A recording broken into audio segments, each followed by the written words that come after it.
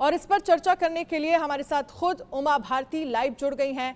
उमा भारती जी, बहुत बहुत स्वागत है आपका इंडिया न्यूज़ पर। पहला सवाल तो मेरा आपसे यही है, क्योंकि कुछ दिनों से अगर हम देखा जाए, कुछ समय पीछे चलें, तो ना तो आप पार्टी की बैठकों में नजर आती हैं और कल जो जन आशीर्वाद यात्रा निकाली गई आप उसमें भी नजर नहीं आई।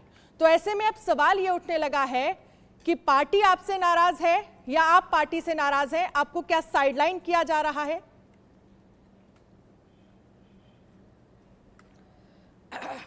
मैं पार्टी की राष्ट्रीय कार्य समिति की सदस्य हूँ। मैं हर राष्ट्रीय कार्य समिति में भागीदारी करती हूँ, पहली बात।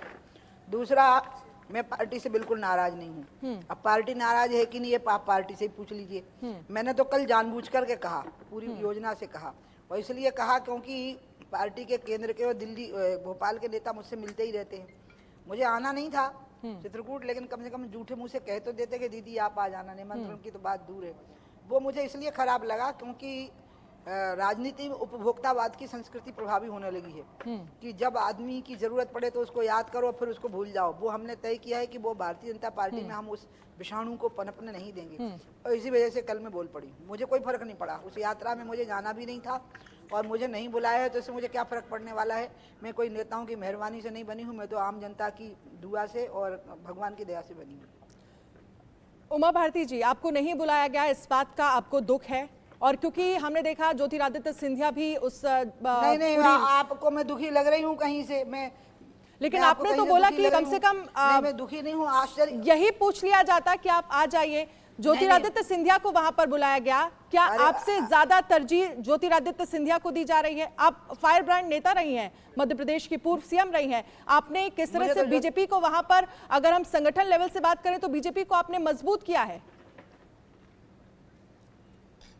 ये तो सब आपकी विवेचना है। मैं तो इतना कहूंगी, मुझे ज्योतिरादित्य से बहुत स्नेह है। भतीजे हैं, बेटे जैसे हैं मेरे, और बहुत आगे बढ़े, मेरा आशीर्वाद उनके साथ रहता है। अभी मेरी उनकी तुलना नहीं हो पाएगी।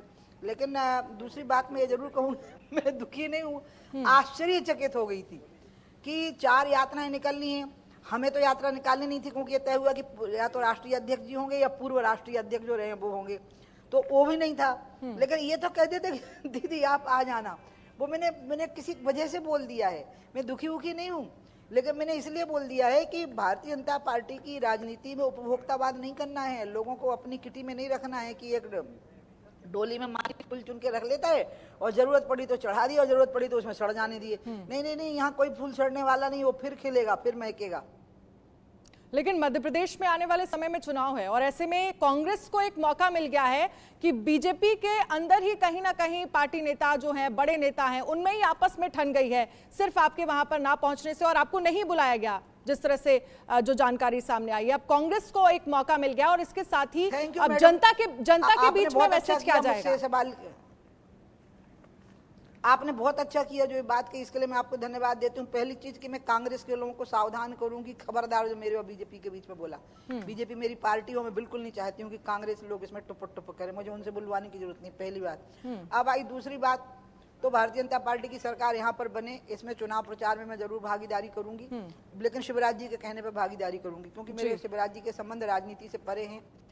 हमेशा मेरा मान सम्मान रखा। आगे भी जब वो कहेंगे कि दीदी आप आ जाओ, मैं तुरंत आ जाऊंगी। लेकिन मैं अभी की इन यात्राओं में ना भागीदारी करूंगी, ना यात्रा के समारोह में। हाँ, मोदी जी हमारे नेता हैं, मोदी जी का राज अखंड रहे, और मोदी जी का जो समारोह का संबोधन है वो हमें प्रचंड बहुमत दिलाए, मैं भगवान से प्रार्थना करूंगी। आप कह रही हैं आपको पार्टी से बहुत लगाव है, लेकिन ऐसा नहीं लग रहा है कि पार्टी को आपसे लगाव है? अगर होता तो शायद आप कल यात्रा में होती। तो ये तो आप पार्टी से पूछो ना कि उनको मुझसे लगाव है कि नहीं। उनकी तरफ से मैं कैसे स्टेटमेंट दे दूं? मैं तो अपना दे रही हूँ कि मेरे को अपने काम करने की क्षमता नहीं खोनी कभी, क्योंकि ये क्षमता नेताओं की संगत से नहीं पैदा हुई है। नेताओं की संगत से संस्कार आए हैं मेरे अंदर, अटल जी और अडवाणी जी की संगत से और राजमाता जी की।